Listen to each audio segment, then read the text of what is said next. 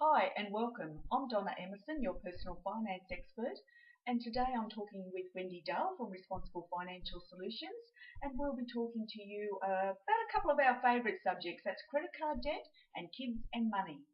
With Christmas fast approaching, now is a good time to think about your credit card. Yeah, definitely. There has never been a better time. Too many people are on the merry-go-round of credit. They continue to use the plastic, and while this is not such a bad thing in all cases, the problem is that a lot of people are only paying the minimum amount that the banks require each month. Of course, that's what the banks want you to do for obvious reasons. Why is only paying the minimum payment such a problem?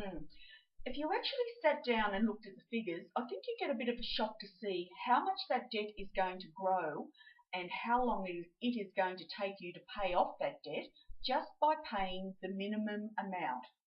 We must stop this debt cycle, and it begins with you, your children, and teaching them the value of money.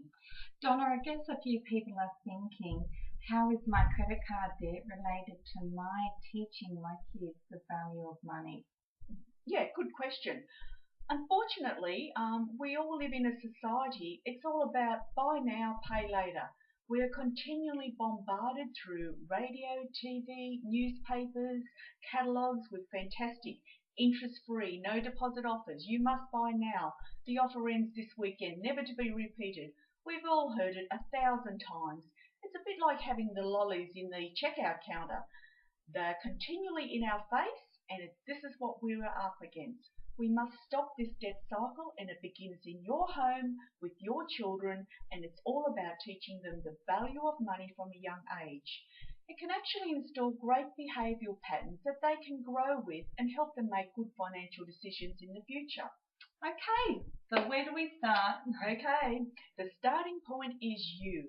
You can and should teach your children from a young age, but you must lead by example and you must be consistent. It will not work if you're going to try and teach them to save and you continue to make unnecessary purchases on credit. Can you give us some ways that we can teach our children on how to learn to earn, or better still, how to learn to spend? Yes, of course.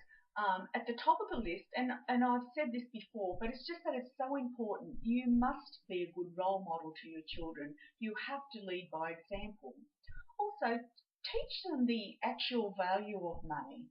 When I talk about the actual value, I'm talking about each denomination of notes and coins so that they can recognize each and know the order of value of each. So how do we teach our kids about learning to earn? What does this actually mean? All right, to earn money, we all know that we must work, but there are many different types of jobs. Explain to them where your money actually comes from, and it's not from the ATM. Children can earn their pocket money by completing odd jobs and chores. If you have a teenager, draw up a contract with them, but make sure they are part of that, involved with that contract, drawing it up so they know exactly what the terms are. The contract should spell out what chores and behaviours will entitle them to their pocket money and detail what expenses pocket money should cover. You can even think about acting like a bank to your children. Oh, that might be a bit scary, but hey, I said a bank, not an ATM. If you have a formal pocket money agreement, you can effectively operate as a banker. This can be an opportunity to teach them about saving, borrowing money, loans can be taken, and they can even learn about interest accumulating on their accounts. I guess it would be good if your child knew the difference between a need and a want. This would help them to make good spending decisions. Absolutely. You need to help your children set goals for both needs and wants. Maybe they want a new toy. Help them to draw up a savings plan and have them put a picture of the toy on the chart.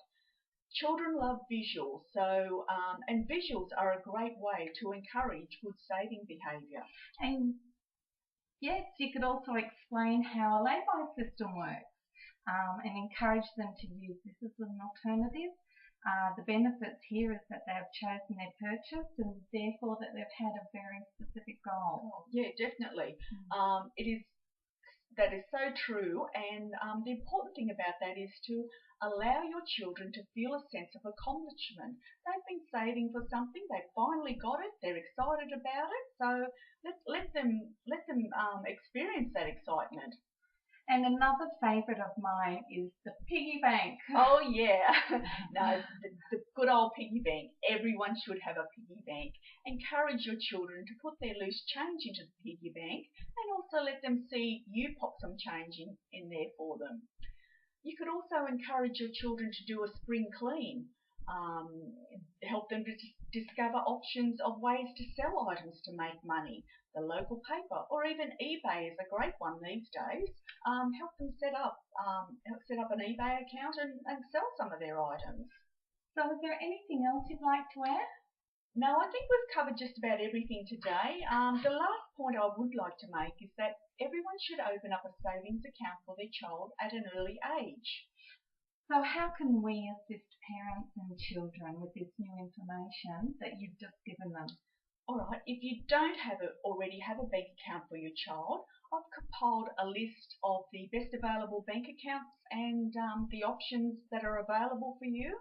And I also have two great budget worksheets to help you start making a difference to your cash flow. One is for parents, and I have a special one for children.